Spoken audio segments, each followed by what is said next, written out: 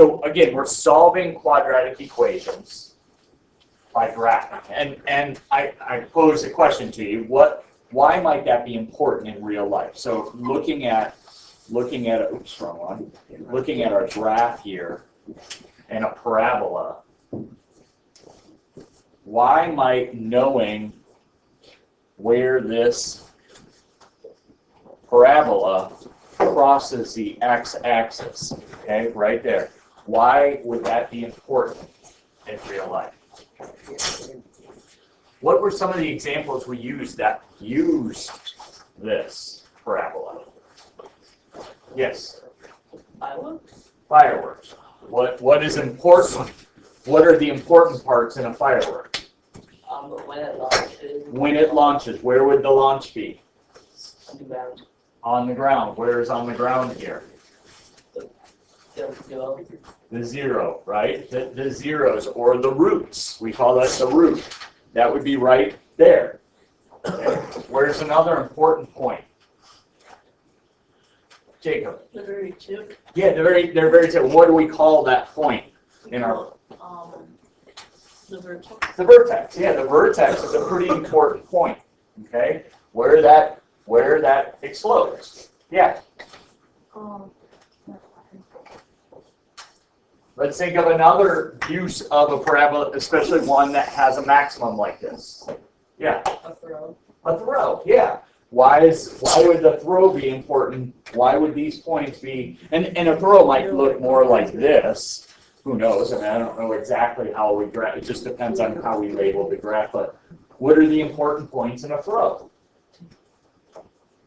Just thinking about a throw. What are the important points? Alec? Where you throw and where it lands. Yeah, where you start and where you end. Think about a golf ball. Think about a golf ball. Where you hit it and where it ends up. I mean, it's almost perfectly a parabola. Yes, sir. I'm thinking in school that they used to launch things. Catapults, yeah. Yeah, artillery, yes, and they use formulas like that. And catapults and artillery. I mean, some catapults obviously aren't going to have as far of a reach as some of the newer weapons, but they certainly were developing the technology of catapults back in medieval times. And I don't know if they use quadratic formulas, but it's really important to know the beginning point and here. And then they also changed the arc. They changed the arc because if you change that arc, sometimes there's a maximum where you want to get as far as you can, but sometimes you don't want to go that far, so you change the arc of it in order to reach the point of destination. So that's all parabolas. Anyone think of, let's go like this. I know one in particular, just because of my own personal experience. But look, hey, there we go. Thinking about one with a minimum. What might this be? Diving, yeah. Scuba diving. This is a good one with that. And these are very important points in scuba diving. Why are these important points in scuba diving?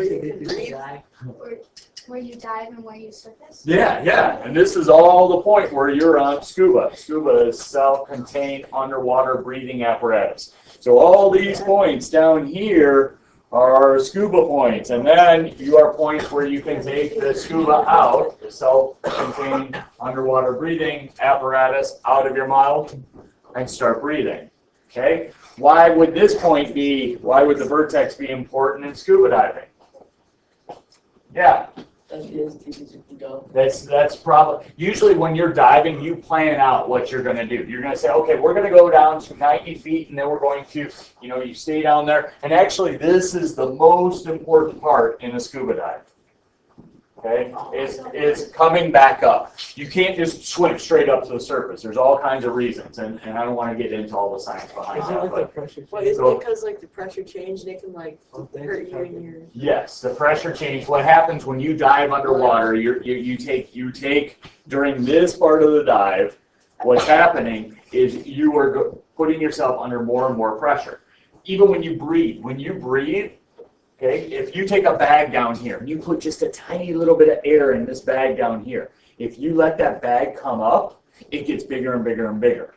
Okay, and some it could even get to a point. So if you took a balloon and filled it up with a little bit of air down here, and you brought it up to the surface, say at 100 feet, you brought it up that surface. At some point, that balloon is going to pop, even if it was just tiny. You just put just a little bit of air. It expands as pressure decreases, and it will actually explode. So what happens is if you breathe, if you take a breath down here with scuba, and you hold your breath and you just start swimming up, you could actually kill yourself because your lungs would pop. So you have to continually breathe when you're scuba diving. That would just not be a fun. But so you have to think about what you're doing. And that's why this part of the dive is the most important part. Anyway, so yeah, so scuba diving is definitely a point. Anyone think of another thing like this? Yes, Austin. Dive bombing. Dive bombing. It's an No, 'cause ancient you don't- where Because they don't come you back up. basically go down like this, and once you hit your target, you have to pull straight up. I'm pretty much. Okay, okay, so your plane's flying, it comes down, gets close to its target, and you go. Yeah, Wow, bungee jumping. bungee jumping, yeah, that's a good one, yeah. So over a period of time, you would come down, this would be time and elevation. So time as you come down, you get to this point, and it might be more of a, something like that, where it is, but yeah, that definitely follows the parabola. Samantha? Roller coaster. Roller coaster, certainly, that definitely has a parabola, and you can even see that parabola in some regards. Jenna, what's that? Jump roping. Oh, yeah. Yeah, it's almost like a constant parabola going up and down. Yeah, interesting. Skateboarding on Skateboarding, yeah. I mean, it almost has a parabola to it. Jared. a swing set. Yeah, it has almost a natural parabola to it too. It goes back and forth. So it's like a trampoline. Okay, trampoline. Yeah, trampoline where the vertex would be every time that you jump. It's almost like a hook on bowling. Okay, good. So, anyway, there's our mess for the day. What'd you learn? I learned how to scribble. Mr. Plant taught us how to scribble on the book. Anyway, moving on. So, but those roots in the vertex are really important. We can solve an equation. We know we can solve by factoring. We did that before. We factored out an equation and we solved it. Now we're learning how to solve a quadratic equation by using graphing. Okay, and what were the steps that we used to graph a quadratic equation? What was the first thing we did? So let's talk about those steps. Just write those out, and then we're going to go and practice solving a couple. Come on, help me. Okay, what's the first step? AOS. Wait, shot it out. Gosh. Not even. Andy, is he correct? Is it the AOS? Yes. The AOS. Who can remember? Who can tell me? What's that AOS stand for, Samantha? Axis symmetry.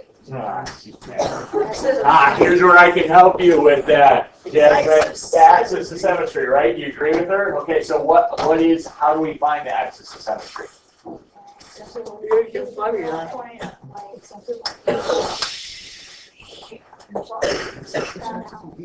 The middle of the parabola. Right, it's the axis of symmetry. It's a symmetrical line. It cuts that parabola. And how do we find it? Okay, forgot. Anyone else know how we find that? Come on. Negative b over 2a. Negative b, so x equals, remember it's going to be a line where x equals something, so it's a vertical line with no undefined slope. So it's negative b, okay, negative b over 2a. So the opposite of b divided by 2 times a. All right? So, second thing, what's the second thing we do when we're graphing? Second thing, yes, sir. Find vertex. Find the vertex, yes. Substituting the x value from AOS. Find vertex. Okay, and we do that by, what'd you say again? Substituting the x value from AOS. Okay, substituting.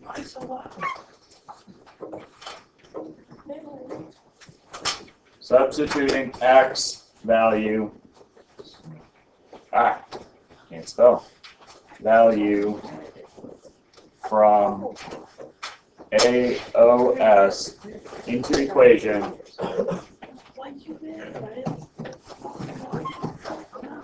How much goes calm down?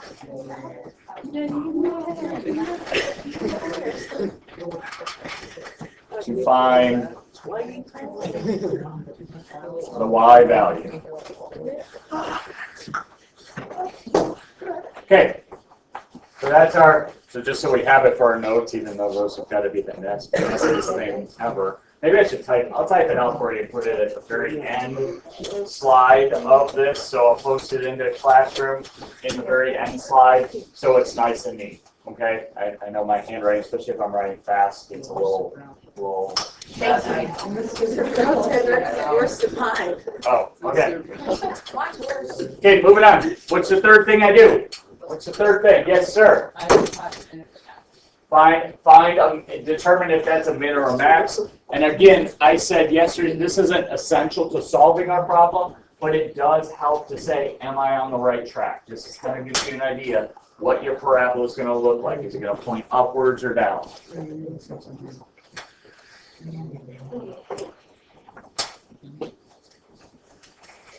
And how do we know if it's a minimum or maximum? How do we know if it's a minimum or maximum? Sam, I haven't heard from you. Whether the A value is negative or positive. If the A value is negative or positive. And what if it is negative? What if it is negative? What do we know it's going to be? It'll be a max. It's going to be a maximum. And what if it's positive? Obviously, it's going to be a minimum. Okay, so this one's going to look like this. This one's going to look like, it looks more like a ghost with little eyes on it. Anyway, this one looks more like the parabola points down. All right, so now, what's the fourth thing? Yes, sir. Find table value. Find table of values. 5. Can't do it.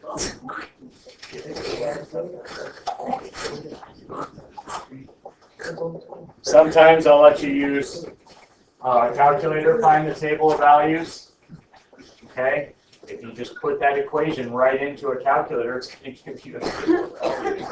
But as long as you showed me you could find the AOS and the vertex, you showed me to work with that, then you can do the table of values by just doing X and Y. And you start with the vertex.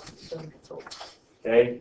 The vertex is right here, is in the middle. And then you've got a couple points on either side of the vertex, because we know it's a symmetrical shape, and that vertex is an important point. Now, if you're solving by graphing, what are you looking for? What are you looking for?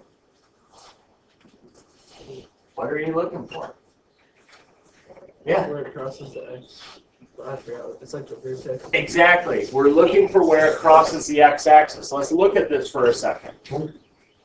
If our vertex crosses the x-axis, what do we know? What do we know about that point? Emily, what do we know about that point where it crosses the x-axis? That's the highest point. No, that's not the highest point. Where it crosses the x-axis. That's where it crosses. That's where it stops. What's that? Where it starts. It doesn't really start anywhere. A parabola. Going on forever. Good guess, though. Yeah, That's where the solution is. that's where the solution is, but what do we know about the point? Ruts. Let's just look at this one. What's that point right there? Negative 5, 0. What do we know about this point? Let's just say it's right there. It crosses right here, and it's on that axis. 8, 0. What do we know about about the point where it crosses the x-axis? 10. You have those 2 points and the basically you can pretty much make the parabola. Yes. If you have those 2 points and the vertex, you can make a parabola.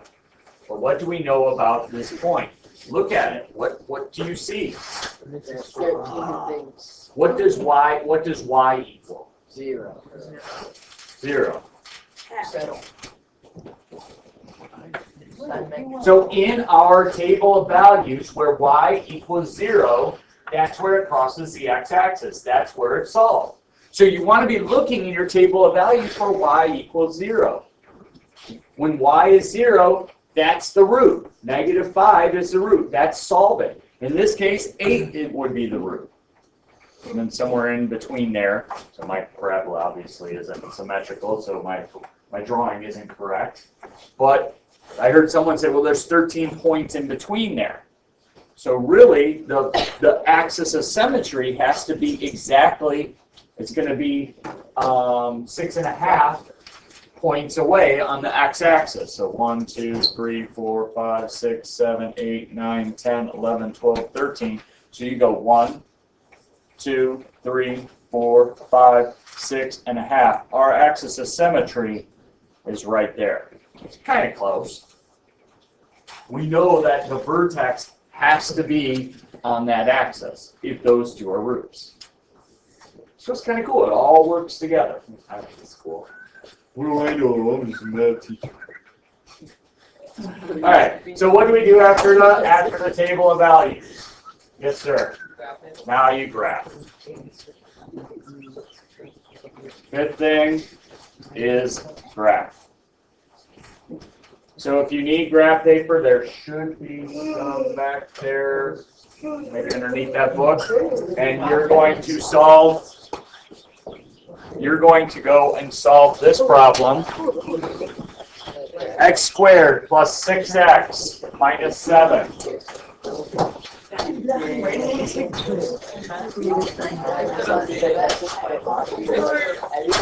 Solve this graph. Okay, a couple things about this that I think you might have experienced. And if you did not get this, if you didn't find the roots, you should be paying attention right now. So number one, I know that I need to find the AOS. So for me to find the AOS, it's going to be x equals -b over 2a. So in this case, b is 6. It's not 6x, it's just the number 6. A is right here, b is right here, and c is right here. So it's, in this case, x equals 6 over 2 times a, in this case, is 1. 2 times 1 is 2, so, and it's going to be the opposite of that. So 6 divided by 2 is 3, and it's the opposite of that, so x equals -3. Okay, that part you should have down pat. Okay, that part I expect you to know how to do now. I also expect you to know how to do point 2. Okay, point 2 in this case is to solve, or excuse me, is to solve for y using the x value. So we're going to substitute this in to get our vertex. We're going to substitute x into the equation. So I'm going to say -3 squared plus 6 times -3 minus 7. So it's going to be 9 plus -18 minus 7. So when I do that, I've got -25 and 9. That's going to be a -16. So my vertex is at -3, -16. I want to identify if this is going to be a maximum or a minimum. Is this a max or a min? If it's a positive, it's going to be a minimum. It's pointing upwards. Okay? Well, you got to think about it. It's kind of a memory one. It's confusing because I know it's like going to be a minimum. I always rephrase it. Yeah, I hear you. It's okay. Just continually think about it. Okay, so in this case, this is going to be a minimum. So it's going to open up downward. Okay. Number 4 is we're going to do our table of values. Now this is the part where I'm really looking for this. It's not even the graph that I'm concerned about. It's this part. I know that -3, I'm actually going to make this a lot bigger. -3, -16 is an important point. That's my vertex. That's an important point. Now I'm going to have points on here, and I'm trying to find where y equals 0. It should equal 0 and 2 points, but as you start to graph it, you might see sometimes it's not going to. In this case, it does. Okay, since our graph is -3, -16, since this is below the x-axis, we know our roots are going to touch it. You'll see that in a little bit. The roots are going to touch the x-axis. Sometimes it won't. Sometimes if this number, if the y was positive and we're finding a minimum, okay, if I've got this graph and I know my y on the vertex is a positive, any positive y's and we've got a minimum, it's not going to have a root. Okay, there won't be any roots. It means you can't solve it. But right now, looking at this one, what I suggest, once you have that vertex, you're going to go over, and I would suggest just going to your calculator. Watch this. Watch carefully. I'm going to use Desmos here. You can certainly use the blue calculators. I can show you how to use that too if you need it. But here, if I go to Desmos, and I type in the equation, y equals x squared. Was it plus 6x? Yeah, plus 6x. And you can use the plus here if you wanted to. Plus 6x minus 7. It's actually going to show you the graph. It shows you the graph of what it looks like. It shows you where the roots are. Okay, can I scroll out? Certainly, right here. And that's where, Lucas, you were probably asking, it's hard because it doesn't fit on my graph. It's too big. You would have to change the values of this, of each one. So notice how these aren't 1 right now. Every 1, 2, 3, 4 is -10. 1, 2, 3, 4 is -10 or positive 10. So each one of these is like what, 2.5? Okay, so that would be 5 right there. But if you zoom up, then the values change. Now they're each 1. So they're changing the values of it. Okay? Now, here's what I'm saying by using your graph for your table of values. Look up here at Desmos. You just hit this and convert it to a table. But what you need in this case is you have to have, it's kind of hard, is you have to scroll up on this one.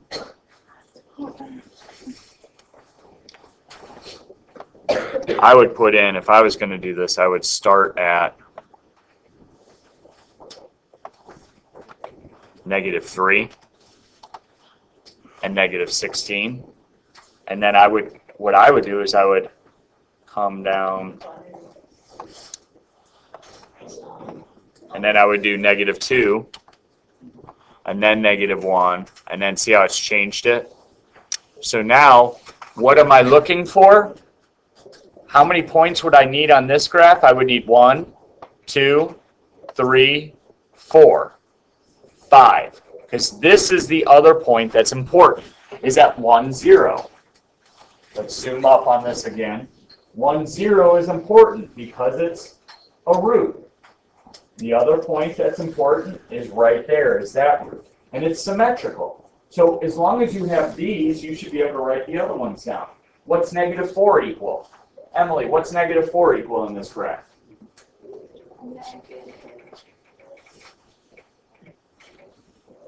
Do you need me to zoom up?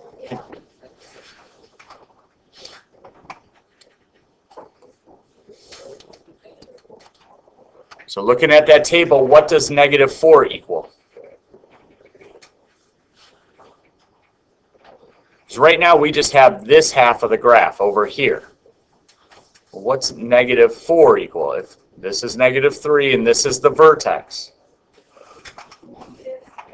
No? Close. That'd be negative 5. Allie? Negative 15. How do you know negative 15? Because negative 3 and negative 16 is the vertex, so that every one above it and below it are the same. Yeah, so if we think about it, this is the other half. The other half is going to be 1 away from negative 3, just like negative 2. So if this one just has to be 1 less, where this one is 1 greater. So on our graph, looking at our graph here, okay, this point is negative 4 is right there. Let's see if I can get it perfect. I don't know if I can get it perfect.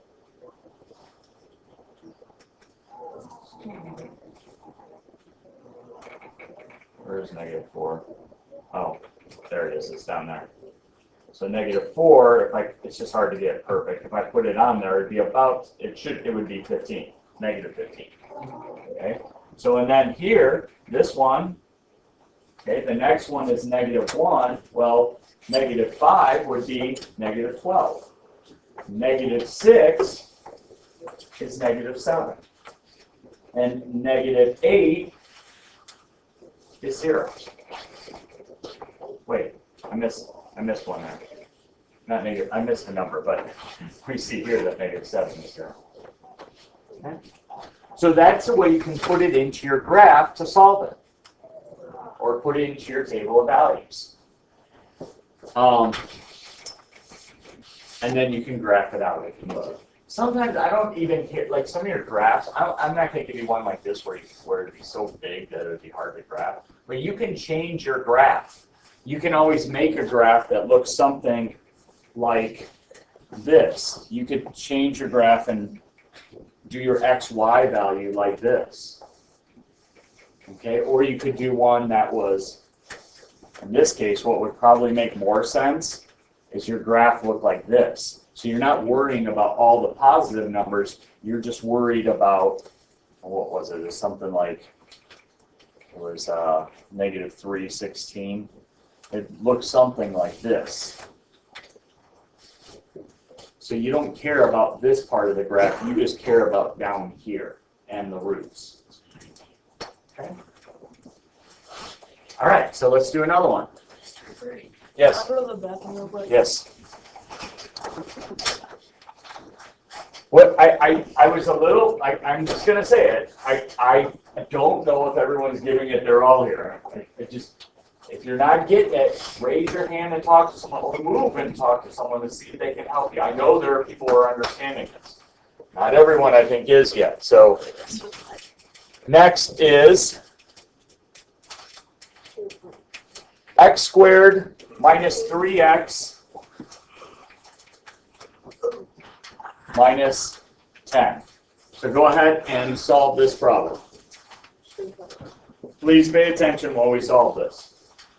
It pushed you to do some of your math side of this. I want to show you both the calculator and the actual computations. Bless you. So let's take a look at this. First off, what do we have to do first, Austin? What do I have to do first? You have to find in the axis symmetry. We have to find the AOS. Okay, and how do I find the AOS? Okay.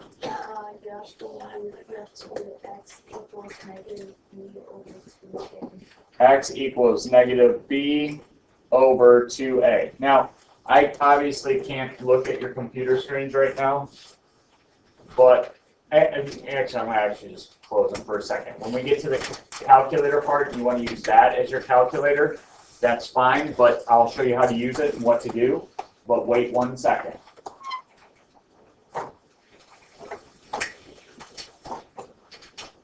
Okay, so negative B over 2A.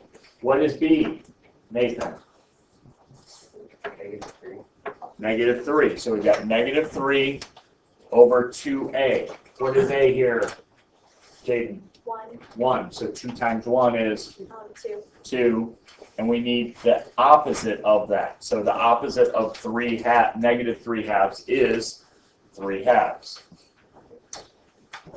Don't freak out when you see a fraction. You guys have done this before. You know what to do. Okay, don't freak out when you're dealing with fractions. Okay, now we substitute in the x value to find what? What are we finding here? Yes, sir. The y value, and what is that when I have the x and the y value then? Brendan, why am I finding that y value? Well, we have the line of symmetry. The line of symmetry is 3 halves. X equals 3 halves. That's the symmetrical line. But this, when we find the y value, it gives us an important point. What is that point? Can anyone help him? Yes. It's the vertex. It's that lowest or highest point in our graph. So we're going to substitute in, and I'm going to do it with just straight computation. You guys are going to have a calculator, but you need to know how to do this. I saw too many errors out there.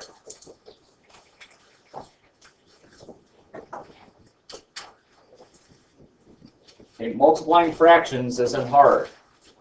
Okay, 3 halves times 3 halves. What does that equal? Well, you just multiply across. That's 9/4. And negative 3 over 1 times 3 halves. That's negative 9 halves minus 10.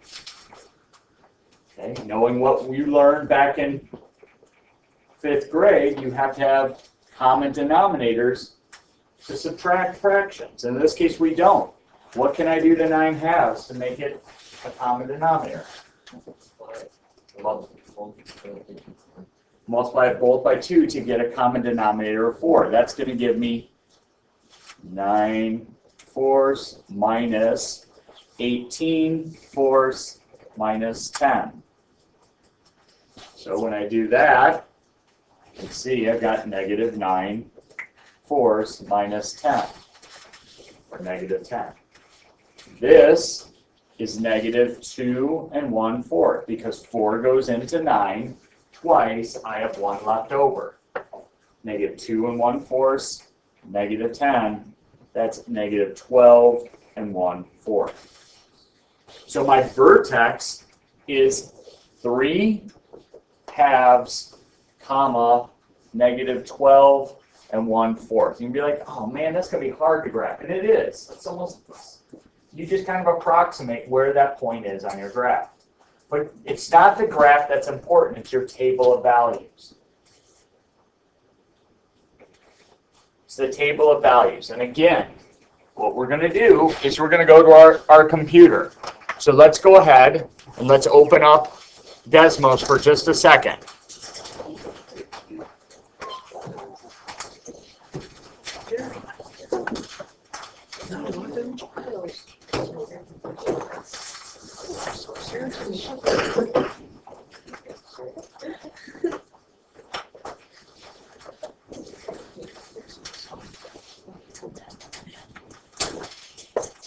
And let's go ahead and put that into, let's put the equation into Desmos.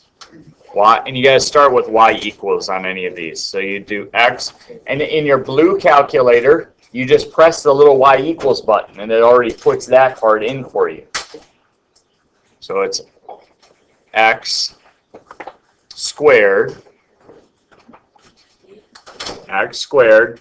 minus 3x, okay, minus 10.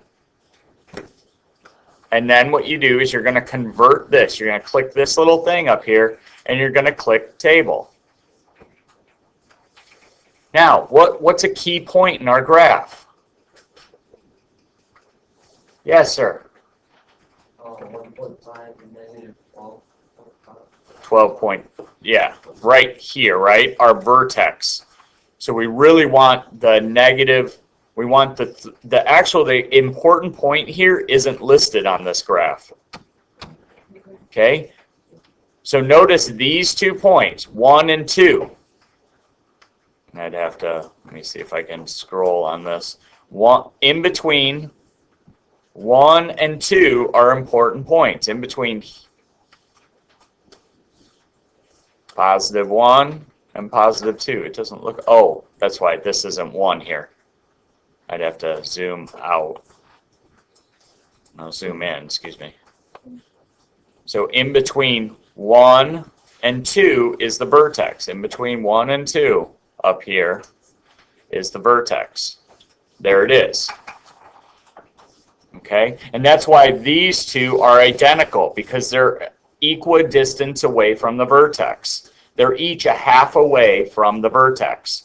Now I could put that in there. I could certainly put in, I could say, right after this, press return and say 3/2. There is my solution. Now notice, where's the solution of this? What's the solution? What's one solution? Just looking at this table of values, what's one solution? Guys, this should be automatic here. What is one solution of this graph? Jenna? -2 and 0. -2 and 0. We can see it right here. We don't have the other one. Anyone know what it might be? Jacob? It's going to be 5 and 0. 5 and 0. So my solution is x equals -2 and x equals, here we go, 5. And that's the table of values that you need right there. That's everything you would need. I don't need the graph. I know you could graph that, but you do need that right there. So I could zoom out of it and I could show the whole thing if need be. Almost. Okay?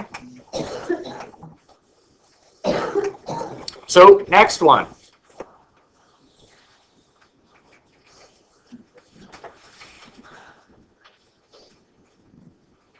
I want you to, is this one going to be good? Yeah, this one doesn't have a fraction. So let's do this one. Let's go over, and this one should be a little bit easier. I'll type it in for you. X, insert, I have to do math. I'm just going to write it up there. X squared minus 6x plus 9. X squared minus 6x, did I say minus 9 or plus 9? Minus 9. Wait. Oh, I got it for you. It looks like a line. Before I get too far, what do I have to do? I have to get 9 to the x. I have to get 9 to the other side. Equal to 0.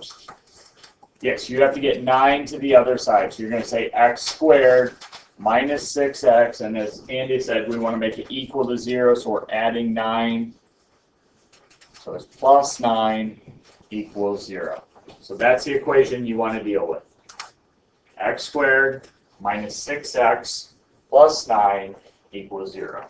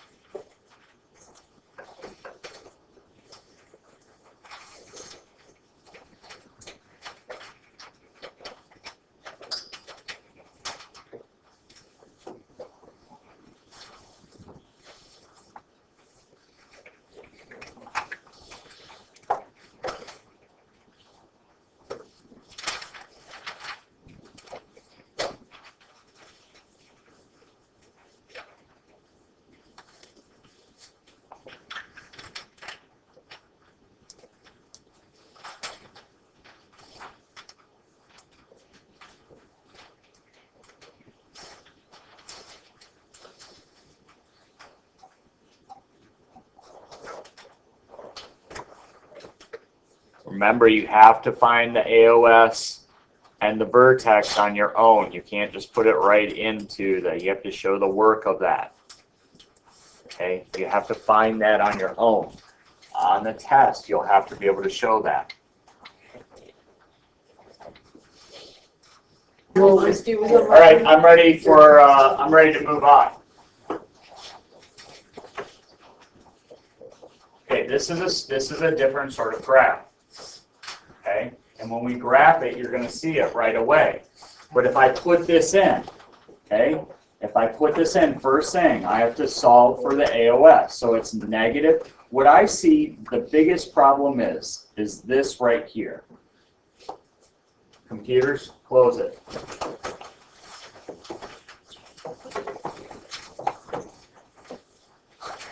The biggest problem I see is that negative right there. Negative b over 2a. What I would do is, I don't know how to best help you with this because I forget it too, is put that negative b over 2a because that's going to make the opposite of b, which will give you the same answer. So in this case, I would say x equals negative, and then b in this case is negative 6 over 2a. In this case, a is 1, so it's over 2. 2 times 1 is 2. So a negative 6 is a positive 6. So x equals a positive 6 over 2. X equals 3. And if you get that wrong, it's just simple math, and you've gotten the whole problem wrong. So you're at the point as an algebra student where you have to understand negatives, integers. You have to know how to multiply, divide, add, and subtract integers. I see more mistakes on tests because of integers. And it's like the most important part of what we do, or just computationally, because it'll throw your whole problem off. So once we know it equals 3, we can put that into the equation. And if I ask you to solve by graphing, I expect to see this work. If not, you're going to get it marked wrong. Any fool is not the right word, any person can put this into their computer and get the answer and show the graph. That's easy. Okay, but I want you to understand the process of this and why it equals the vertex.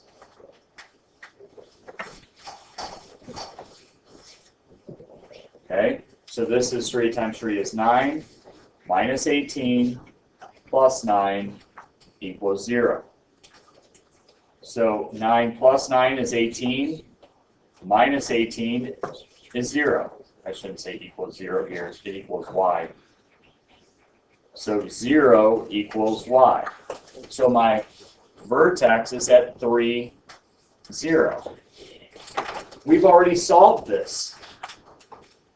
We've already solved this problem. If it said solve by graphing, you only need 1 point on this one. 3, 0 is the solution. Because my axis of symmetry is right here, we know this graph is going to be like that. It's a positive A. We know it's going to be like that. It only touches right there. My graph isn't perfect, but it only touches right on the x-axis. The vertex is the solution. There's only one solution in this case, and it's 3. Does that compute? Yep. Now, let's take a look at it on our calculator.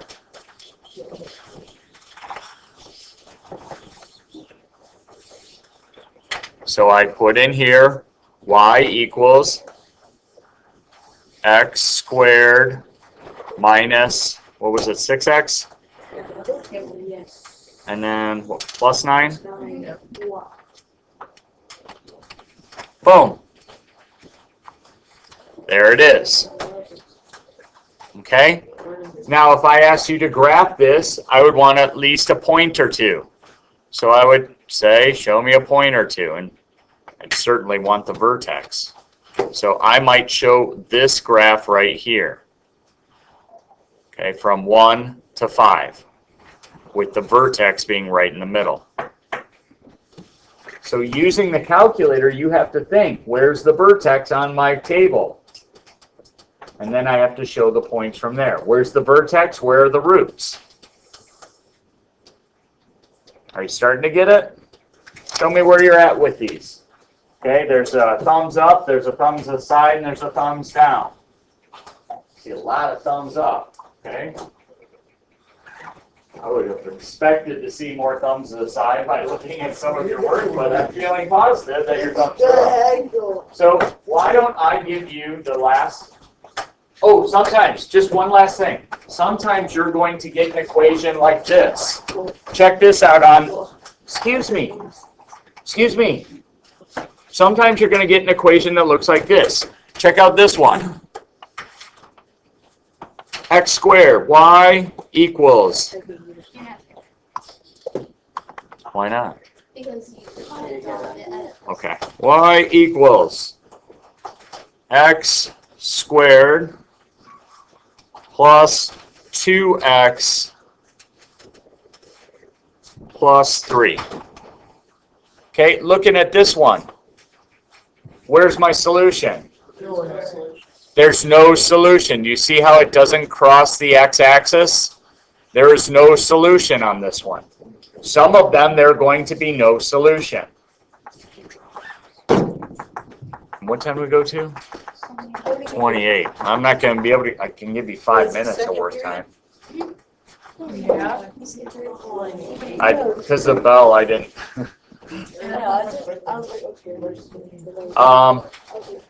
Cool. Tell you what, I'll even let you out a little, just a little, or, well, I can't do that. There's an hour on lunch hour. Just don't go into the classroom. I'll let you out a little early, a minute early, but. Oh, let's talk while we have the time. We're not,